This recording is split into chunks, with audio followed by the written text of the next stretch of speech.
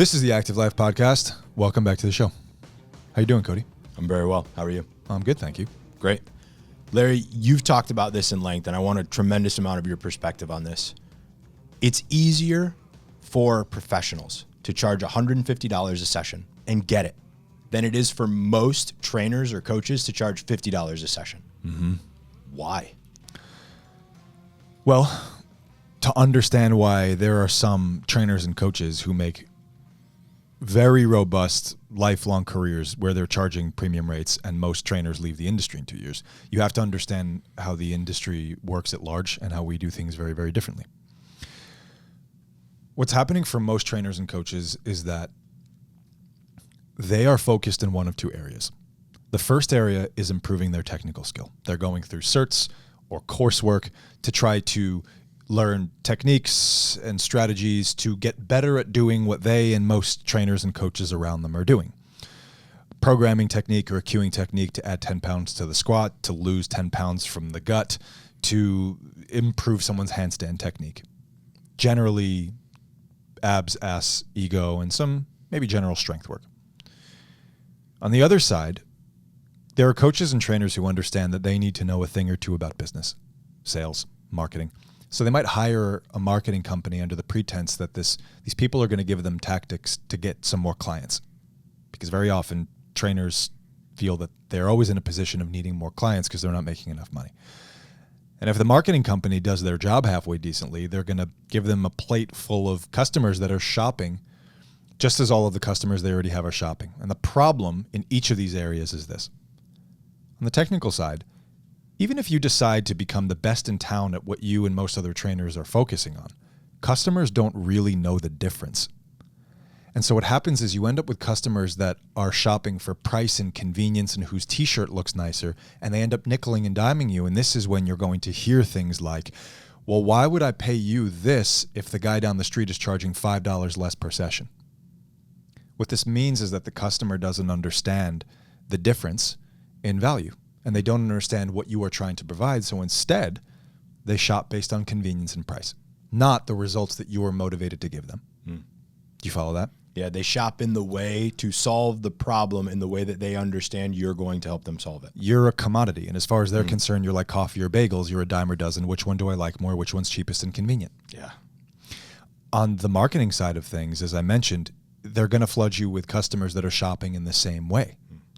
So if you hire a marketing company or learn some sales tricks to enroll more of the same kinds of clients, you're going to end up with double what you're already dealing with, which is an uphill battle. So what we've found is that when two things are true, it becomes simple for a practitioner to build a very profitable business that they're both proud of and fulfilled by. The first thing is that they have something non-negotiably valuable. Non-negotiably valuable. To make clear what I mean by that, I want you to imagine two fathers. Both are 47 years old. Each have a 13-year-old kid. Dad number one, for all intents and purposes, wants to feel better with his shirt off this summer. So in the next 4 or 5 months or so, he needs some way that he can lose about 10 to 15 pounds so he can feel better with his shirt off in front of his wife and his kid. That's a fine goal. I want my wife to think I'm hot forever also. Sure. But that's what we're talking about. He wants to feel better with his shirt off. Dad number two has a different problem. Dad number two used to play basketball in high school and college. And his 13-year-old, who now also enjoys basketball very much and understands that Dad used to love it, asks him to play with him about every weekend. Almost every weekend, Dad number two tells his kid, sorry, I'm too busy. I have a lot of work to catch up on. I can't. But that's a lie. Yeah. The real reason he doesn't play basketball with his kid is because he's afraid of how his back and his hip are going to feel if he plays basketball the way he wants to. So instead of his kid seeing him and thinking, well, Dad's an old loser now, he would rather lie to him and tell him, I'm too busy. You see the difference in those two problems? Yeah. It's one is you're missing out on what you think you're going to feel like if you achieve this certain aesthetic. And the other one, you're missing out on the moments that are going to make your life meaningful and fulfilling. Well, I would push back on that because I would say, no, dad number 2 is also interested in what he's going to feel like if he gets to live those moments with his kid. So the real difference is how many places could dad number 1 go to lose 15 pounds? Got it. Okay. So the opportunity to find the solution. How many places can he go? I'm asking you straightforwardly, not rhetorically. Yeah, any of them.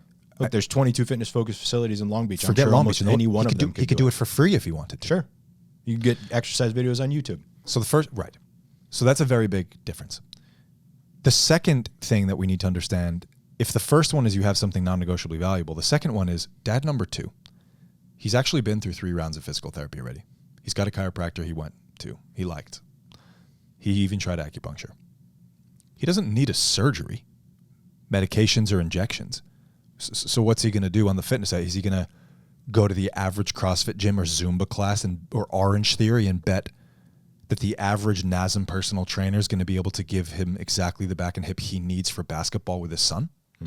What's he going to do? So if the first one is have something non-negotiably valuable, the second thing is that these people have this problem that they would love to have solved. They're in a position where they're saying, if I could be free from this, my life would be so much better. But they don't know what to do about it. They don't know where to go. So when you position yourself as the person that can do for people what most coaches can't, it becomes obvious why people would pay you premium to help them in a way that most people are telling them they can't be helped. Then you have to do less, higher quality work for fewer, absolutely motivated clients to make the amount of money that you need. And provided that that's an example of a service that would fulfill you, you end up cartwheeling out of bed to help people in a way that you're inspired by. You know, the thought that comes up for me as you're describing this is we often talk about existing in between the traditional medical system and the fitness industry. Right. And I imagine that regardless of certification level, there's a lot of people, a lot of coaches and trainers out there who say that they do the same thing. How does one start to differentiate in between those two things? How do I know if I'm actually doing the thing that I think that I'm doing, as in existing in between those two industries? So in other words, how does someone know whether they're doing fitness or healthcare or working in between? Yeah. Well, I think the easiest one is to know whether or not you're working in healthcare, mostly because you need a medical license to practice. So if you're not practicing as a medical doctor unless you have an MD. Yeah. You're not practicing as a chiropractor unless you get the DC, DPT, RN, NP, LMT for a massage therapist, and if you're in the US. That's pretty easy to identify. Those ones to me are much more straightforward. Pretty straightforward. The thing to answer for yourself, if you're not sure you're in between, is what's the greatest problem that you're solving, and where else are people solving that? So if in general people can bet that they can get their solution from going to a commercial gym and just showing up consistently, if they can do it with a NASM graduate or an ISSA graduate or someone who's just got their first personal trainer certification and they've gotten a few reps, if the problem can be solved at a group class fitness gym like a CrossFit or an Orange Theory or a boot camp or something like that, a Zumba class, if they can participate in the specific activities that they enjoy to achieve what they're looking for. In other words, if they want to go mountain biking, they need to do some mountain biking. If they want to play basketball, they can play some basketball. All of that is fitness. Okay. All of that is fitness. If you have a body and a mind that otherwise cooperate with you, and you need to get better at doing or being or having what you want. In other words, if you want to get leaner, bigger, stronger, faster, more skilled, and there isn't anything else that's stopping you other than going through what's required to get you those things, it's fitness. So that explains, okay, that's really helpful to explain from the mind of the consumer. Correct. How do we, because I imagine, look, I owned a CrossFit gym for many years. And in the beginning, when I had just gotten my level 1 and started coaching, I was under the impression that I was able to help everyone with every problem. I recognized 10 years later that I wasn't. How did you recognize that? Because it was evidence. It was by the time we got to 5 years into or 6 years into the business, we had 500 clients and 400 of them were no longer active. Wow. You don't mean active members. You mean they were no longer active. They were no longer clients. That's what I mean. They were no longer clients. I see. We had our gym management software that said, here's every client that you ever had who paid you for something. So what was that evidence of for you? For me, that was evidence that what we thought we were delivering on, the promise that we were making, was not actually what the consumer believed that it was. Well, what about from the perspective of you did your job because they didn't need you anymore? We didn't have many of those cancellations. How did you know?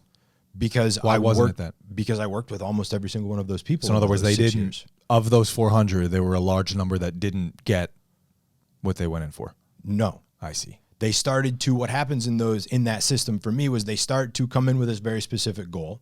And then their goals morph and change over time based on the system and the structure that they're in, right? It no longer became about playing with the kids, being happy, being healthy, feeling confident, and started to become about, can I do the pull-up? Can I do multiple pull-ups? Can I do a bigger snatch? Can I have a bigger squat? And those really were goals for me that our system imposed onto the client because of the structure of the business. So they became acculturated to value that. Yes. Okay. And those became the priority. And so when they weren't able to do those things in the way that they thought that they should be able to do, that affected their experience. I remember trying to teach people, everybody, how to, like a handstand progression, kicking up to the wall. And I had people in that class, and I remember so specifically this one lady who had no business attempting to kick up into a handstand, just physically, physiologically, the strength, all of it. And she's like, I think I want to try it anyway. And I'm like, okay. As soon as she kicked up, her elbows collapsed and she landed on her head. 3 weeks later, she had canceled. She didn't have any goal or desire to be able to do a handstand when we had started. That's what everyone else was doing. It's what everyone else was doing. It was what we said was important to be doing. So how did you determine, how did you self-identify that you are not doing everything that's in the middle? You were doing some of fitness. How did I self-identify Yeah, that? how did you realize that? When I looked at the people who were being successful in the system, they were people who already relatively athletic population or a history of athleticism. And they wanted to express themselves physically in that capacity. They wanted to do the competition. They came in with the goal of reclaiming athleticism, of reclaiming that piece of their identity. I was an athlete in high school, and I want to get back to doing that. They wanted to do the head down. They wanted to push through. They just wanted to go. They were kind of interested in coaching because they wanted to know that they were safe. So you realize that most of the people that were quote unquote successful were people that were quote unquote successful in certain metrics of what is very obviously fitness, not the space in between. And if I'm honest with myself, and was at the time in reflection, they would have been successful regardless of the modality that they had chosen. So then the answer is, in my opinion, if you say that you can or want to help everyone, then you're not actually being excellent for anyone. I wouldn't send, if you are that person, I wouldn't send a serious bodybuilder to you. I wouldn't send my mother to you. I wouldn't send someone with cerebral palsy who wants better coordination to you. I wouldn't send a weight loss candidate. I wouldn't send anyone to you who is serious about their goal, because I could wager, based on what you're saying, that you're not great at any of it. I think that's a really insightful piece for us to consider. Okay. It's the blue ocean, red ocean that I've heard you describe before. It's solving the same problem as everyone else versus identifying yourself in the marketplace. I'll look, if I could be more serious about it. If someone is advertising, I can help everyone, you're bullshitting the market selfishly because you want to create more opportunity for business for yourself. It's selfish if you say that. It's not for them. It's for you. Because if we were to hold this under a microscope and put you in a lie detector test and find out, are you equally excited about and competent for all of these categories of people? If you are, you're a unicorn. If you're not, then you're lying. We talk about often bridging the gap in between fitness and healthcare. I imagine that there is someone listening to this who is like, yeah, I'm already doing that thing, but I'm not making the money that I want to make. I'm not having the impact that I want to make, and I'm not working with the type of client that I would like to work with most of the time. Does that mean that they're not actually doing that? It might mean that they're interested in being there and that the kinds of people that they have are in the market for that kind of work, but that they're either not capable of serving them to the level that they actually need to be served, or there's an utter failure to communicate, or you're just not charging what you're supposed to charge. Because if someone tells me that I already do that, but I'm not having the impact that I want to make, what does that mean? That's an oxymoron. Okay. If in that case, so let's just another hypothetical scenario. Let's say that someone says that they want to have the success that they've seen ALPs in our community have. But the only thing that they want is they want the business and the marketing support. Hey, it's Dr. Sean here reminding you that if you are a coach who wants to fill the gap neglected by fitness and healthcare, and you want to make a career doing it, we might be able to help you.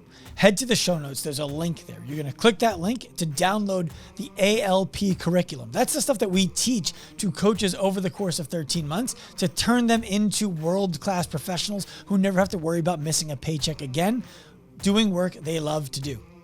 Go ahead and check that out, and I'll see you on the other side. Let's get you back to the show. Where do we go then? So I just want to make sure I'm clear on what you're describing. Someone says, I just want to come to you guys for the business and the marketing support because I see that coaches that get educated by you are financially well off and successful, but I don't want or need any technical education. Yes.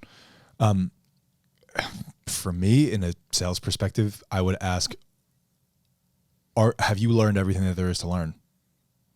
And if they say either yes or no, then I'm asking, if you go through this to gain primarily sales, marketing, and business education, and along the way, you happen to gain skill technically, are you okay with that?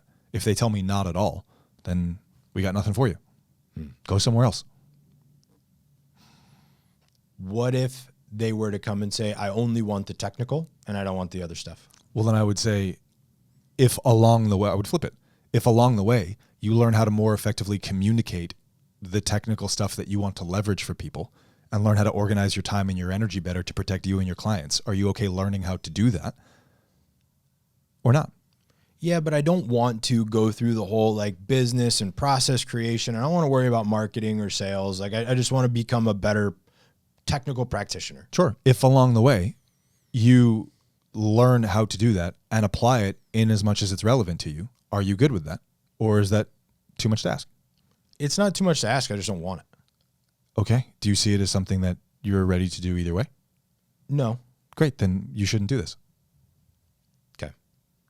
I think that's something that I want to make sure that we're very clear around, because we have a similar process at the flagship. If you're not down for the ride and you're not down for all of the things that we're going to do on this ride, we might not be the best. Dude, I don't want to convince anyone of anything. I don't care to convince anyone of anything. I care to inform people and then give them an invitation. And people should be the same with their clients. What are some examples? You had used a really good example earlier of the two types of fathers and the problems that they have. What are some other examples that you have of the problems that coaches that we work with, they like to solve, they're competent in solving with other clients? So examples of the kinds of clients that trainers that go through our education are working with? The types of clients, the problem stack that they have, the goals that they have, like how would I know if I were to be hearing this that I would be inspired by this type of education? Well, I think that I have an endless list of people that are coming to mind. I'll start with the extreme one just because I think that it highlights very clearly the points to look for in a potential client. So the first one is my client, Mike Geller, with the motorcycle accident. We referenced him in an episode where they said doctor said he would never walk again. You guys can look back at that. I think it was probably 20 episodes ago or something like that. For those of you who have heard it before and for those of you who are hearing for the first time. In short, after a motorcycle accident that had him in a coma and a lot of surgeries with neuropathy and some paralysis, after insurance exhausted inpatient care and then insurance exhausted outpatient care, he was left with, you're going to be using these crutches going forward. If you ever fall, crawl to something to help pick yourself back up. Go to a gym and get your upper body strong on some machines so you can preserve some muscle mass and cardiovascular health. That's the prognosis going forward. Mm-hmm. He wanted more than the medical system relegated him to. He wanted to find out if he could run a mile again, qualify for the volunteer fire department again, stand on his own 2 feet, not ever have to use a cane again, be lean and jacked again, head to toe. That's what he wanted. So there's a very big difference between what the medical system was telling him he should expect and what he wanted. In the other direction, there was a very big difference between what he wanted and what the average personal trainer would even know where to start with respect to doing for him. I know 8 other personal trainers that were ready to say, like, machines for upper bodies, got it. I could definitely teach you how to do that. You ready to go ahead with those sessions? In the middle, I was asking, well, what else do you want? Is that all you want? No, I want this. Great. Let's do that. And so when you have a person who has a body that does not cooperate with them and a mind that does, and they literally just need to make sure that they are given a clear and comprehensive plan on how to claim more function than doctors have told them to expect. That's the kind of person that an ALP is very excited to help. You have a person who's saying, I believe I'm capable of more, and no one's willing to take a shot at this with me. That's the first person. Is that a clear example? Yeah, okay. A helpful example. Another one is, imagine a 50-year-old mother who maybe played a sport or two in high school, maybe didn't play any. She's a stay-at-home mom now. And over the last few years, she has had nagging hip pain that wakes her up at night and is starting to cause her to ask her 12-year-old daughter to get the laundry from downstairs to upstairs because of how much it hurts during the day sometimes. She's otherwise healthy. She's very good about what she eats. She has a good relationship with her husband. She's a great mom. And she literally can't think about participating in activities during free time as a family because house stuff is giving her a hard time. She's already done physical therapy. She's already been considered for a cortisone injection. She has worked with 5 personal trainers. The hip pain's still there. What's she supposed to do? An ALP is someone who says, look, mom, I want to get you to be the mom and the wife and the person that you want to be and give you all of what you want, not just what fitness and healthcare is telling you should expect. I imagine that there's a coach or trainer in one of those 24-hour facilities who says, I want to do the same thing. Great. What are the problems that they're going to run into? As a trainer in a 24-hour fitness? Yeah. Oppressive pay structure. Period. There's no future in a commercial gym. There's no future in a commercial gym. The future that exists in a commercial gym is in a management position, and it's going to be doing a large amount of work that you don't want to do, managing a mixed bag of people with respect to motivation and capability for less money than you deserve for the amount of time that you put in to make sure that your superiors are happy at the corporate level. That's the future at a commercial gym. It's not as a trainer. It's just not. It's working up through the system. Yeah. The future in a commercial gyms expect high turnover because they know that any personal trainer who wants to take their career seriously is going to leave and get better opportunity. I speak from experience because this is where I was. You've done a really good job of describing the type of people, and I imagine that those are the types of people that you've had experience in working with before. Mike Geller, we know, obviously. The mom, the same thing. So why work with that type of person? Not why work with that type of person, but what does life look like for you then if you are only working with that type of person as a professional? The person that you're the most inspired by, the person who can't get the help from the other place. They don't need the solutions that the other ones can provide. Well, first of all, for me, what lights me up the most right now, and this might change, is I want to be able to get a grandma to do a backflip. I think that what we expect of ourselves is a gross underachievement as human beings. And I think that the story around what happens to us when we turn 50, 60, 70 is nonsense. So I'm very interested in creating a lot of evidence that that story is nonsense. And to me, when I think about, well, how do we utterly shatter that narrative? It's get a grandma to do a backflip. Haven't gotten any grandmas to do a backflip yet, but that's what I'm tracking. So when I think about what it means if the average grandmother could do a backflip, like open your eyes to what society looks like. If no one needs pain meds, if no one needs wheelchairs, if no one needs electric scooters to go shopping in the grocery store, like if people are more physically and mentally capable, think about what society looks like if everyone can participate in life in more of the ways that they're excited to. Kids become better humans because they have an attentiveness and a partnership and a camaraderie with their elders that most never get. Like if grandma can go play in the creek with you, that's a different memory of grandma than can you get grandma her pillbox, please? Yeah. I'm stoked by what it means for society if more grandmas can do backflips, right? So if you focus entirely on people that are exciting to you, and I'm not saying I'm only interested in grandmothers, but if you focus only on what's exciting to you and you deliver a service that's exceptional, it means that you have a job that leaves you with very little have to do and a lot of get to do.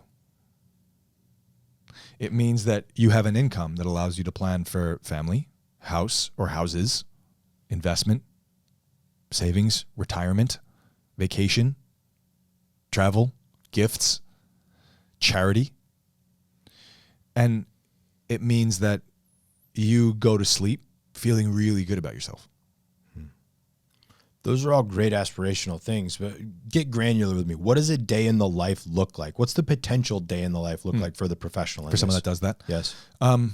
Let's say that there's just a normal person who just wants to clear $100,000 a year. Nothing crazy. You just want to clear 100K. It means that the good news is there are a lot of ways to skin this cat here. It means that you are either working in a space where you rent the opportunity to do your work there, or your own space, whether it's a studio that you've created or released or your garage or something like that, or someone else's space. So either you're doing 100% travel to see people or you're in one location or any combination of between. Got a physical space.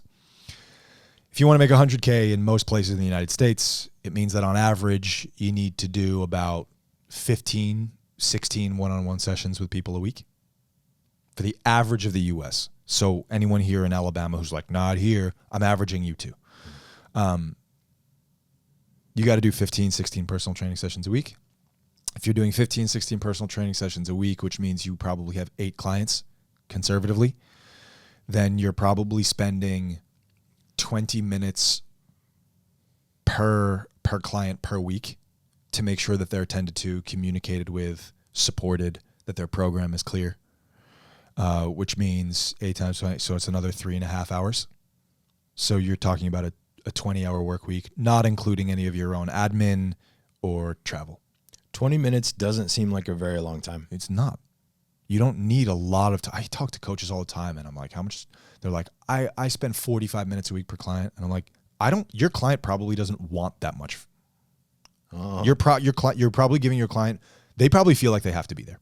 Oh, wow. Yeah. That's a perspective I hadn't considered. Dude, all the time. Huh. They don't want that. They're not there for the time. People don't want your time. They want the outcomes from your process. So it could be that let me give you an example.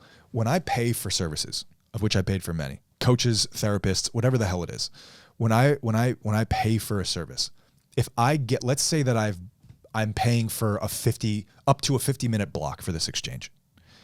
If I get what I want out of the thing in 30 minutes, and I paid $150 for this session, I say, is there anything else that you want to share with me? Because I feel complete around this. If they say no, I end the call and I give myself back 25 minutes. I'm not there for the time. I'm there for what I want. I'm there for what I needed. That's an interesting way to start to differentiate the type of client that you're working with. Correct. Because you will have clients who are like, these are 60-minute sessions, right? Right. We're going to have 60 minutes of exercise here. That is not a premium client. Is not a premium client. That's a good way to identify somebody who's commoditizing your service. That's exactly correct. That's exactly right. If someone is there for the time, you're a commodity. When I tell my clients at minute 42 out of a 60-minute opportunity, dude, we're done. You were super efficient today. Some of the best movement I've seen from you in weeks. They're like, awesome. Fist bump. They leave. I don't stick around to be stretched for another 18 minutes. Yeah. They don't stick around to talk about the weather or their cats either. They chit chat, they put their jacket on, and they leave. And we're both happy. That's such an interesting perspective. So back to your question, a day in the life will look like, on average, if you're just going to be an exceptional personal trainer that's making $100,000 a year, it's 15 to 16 personal training sessions a week, another 5 hours conservatively for client management, and then your own admin and your travel. So the own admin and travel stuff, is that where you're lumping in the business side, the marketing stuff? All that stuff. Okay. What's the total in time investment in a week? If that business took you, if 15 personal training sessions took you more than 10 hours a week to service and provide for, you're inefficient. You got to clean up your efficiency somewhere. Okay. So what we found is that a 25 session work week shouldn't total more than a 37 hour per week total. Got it. Okay. And I think that's consistent at the flagship as well. Yep. Yep. Yeah, 38 hours. That's our goal. Okay. So the types of clients with the types of problem that you're describing, why would they go to a coach, a trainer, a professional versus like a DPT? Well, DPT has a job to do, an important job to do. And it's possible that they should be going to a DPT. If the DPT's done their job and they still have something that they want to achieve that's not the purpose of a DPT's job, then they should be seeing someone whose job it is. How do you as the coach, the trainer, the professional know when it's time to say, hey, go see this person for this thing? Well, the easiest one is if you're not sure, send them. If you're not sure, refer them. That's an abundance mindset. Yeah. All of this is under the assumption that you're going to get yours.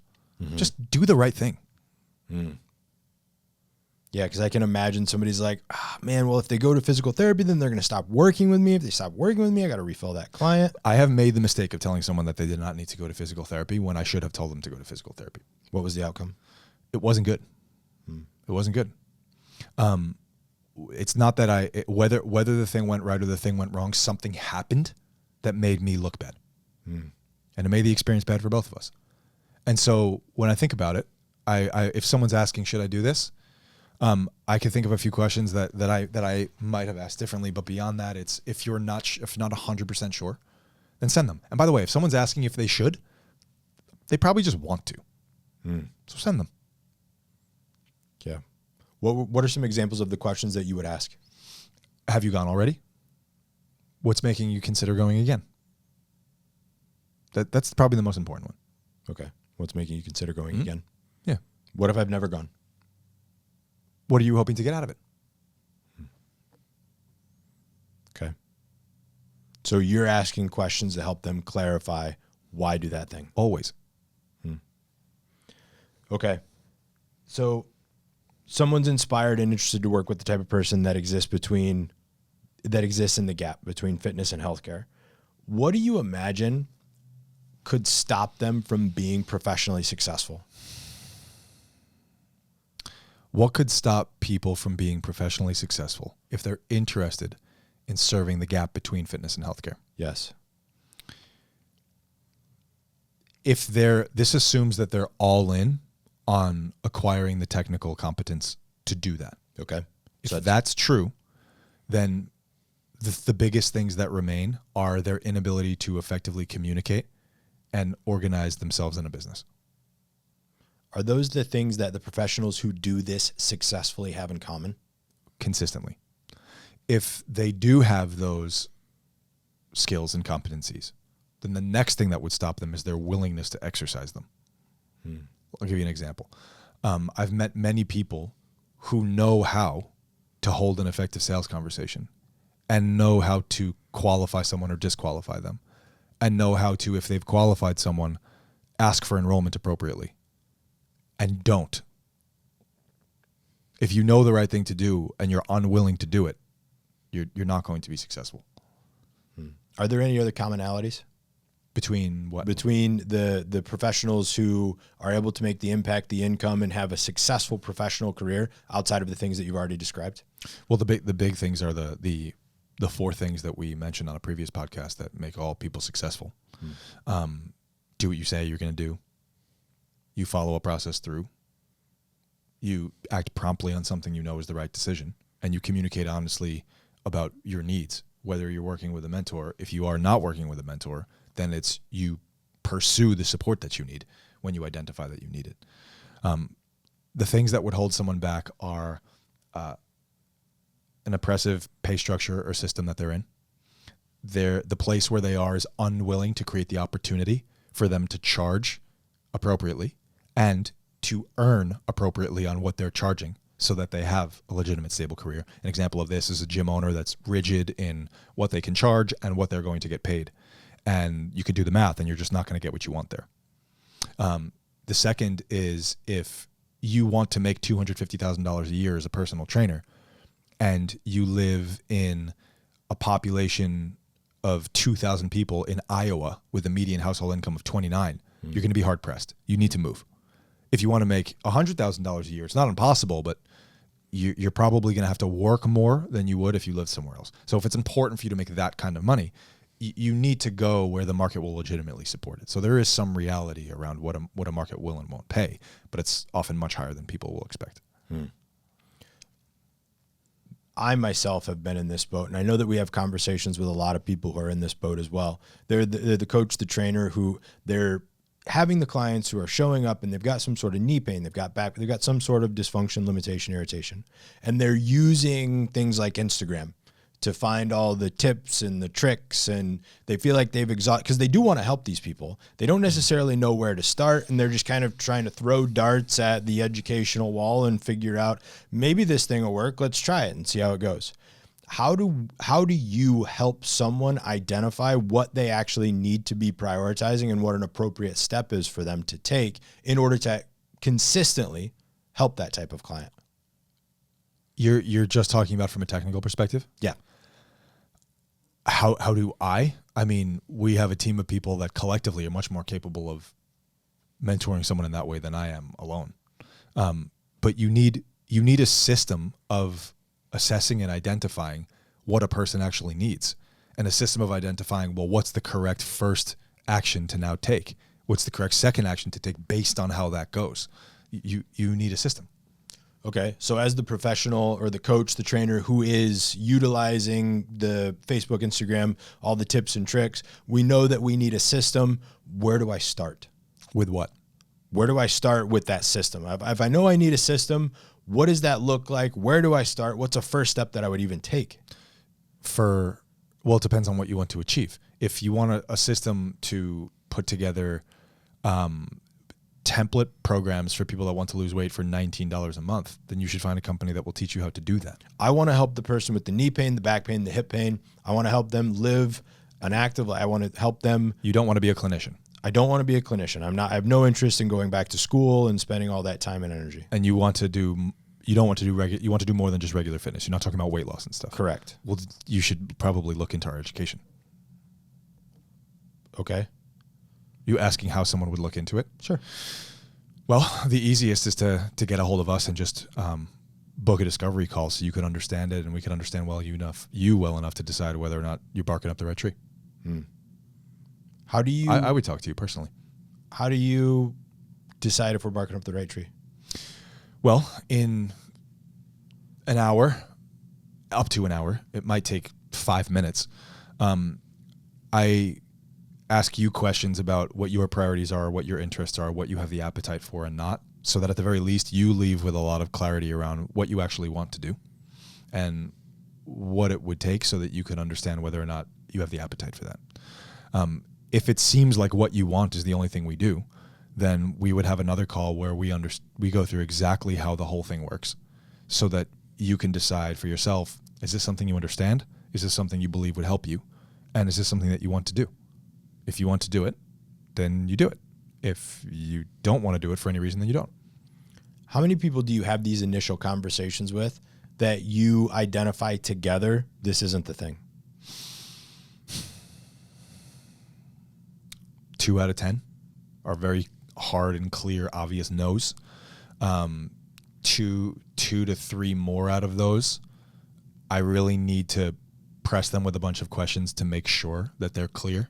Usually 1 out of those 3 end up realizing, yeah, I guess I'm not serious about something like this. Another 1 then ends up becoming an obvious, yeah, this is what I need to do. Typically 6 out of 10 people that I talk to, it ends up with a very clear, yeah, you clicked on the right thing, man.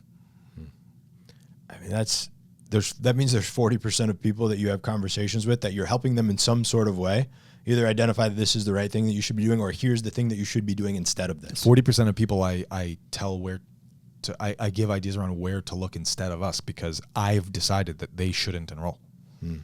I don't want them to be a student. I just know how hard the team works. And I don't want them here. Not because I don't like them as a person, but because I don't want someone here who isn't excited about what we're going to help them do. Well, and you don't want to sell somebody something that they're going that they to don't get need 6 months, whatever, down the line and be like, yeah, why did Larry do that to me? Yeah. Dude, attrition rate has gone so far down, the better that our team has gotten at consulting with people on the front end. Because it's just all a room of just mature, intelligent killers that are all here for the same thing, which is great. What's the first step? What's the next step for somebody listening to this? Is it to just reach out? Yeah. Book a discovery call. What is that discovery? Like, there's nothing that's going to, like, what do I pay for that discovery You call? don't pay anything. You don't pay anything. It's just an if conversation. Yeah. It's an if conversation. Let's find out if this is what you want it to be. If it's not, I might find that out in 10 minutes for you. Help you understand yourself better in a way that you didn't before, and know where to look instead. I don't get paid anything for that, and I'm happy that you have that. This was an enlightening conversation for me. Good. Is there any more meat on this someone bone? else too, eh? No, but you're making me want ribs. See you out there. See ya. I hope you enjoyed that episode of the Active Life podcast. If you did, please head to wherever you listen and leave us that 5-star rating. It really does go a long way. 5 stars goes a long way. Please leave them. If you're interested in working with us as a coach, remember, we help coaches from around the world build fulfilling careers, working with clients they're inspired to help so they never have to worry about being able to pay your bills again. No one's ever going to ask you if you are going to get a real job when you work with Active Life. All you have to do, head into the show notes, click the link that you find there, download our curriculum. That will give you a feel for what it is going to take for you to be successful. A team member of ours will reach out to you to find out if it's a fit for us to work together. Till the next show, turn pro.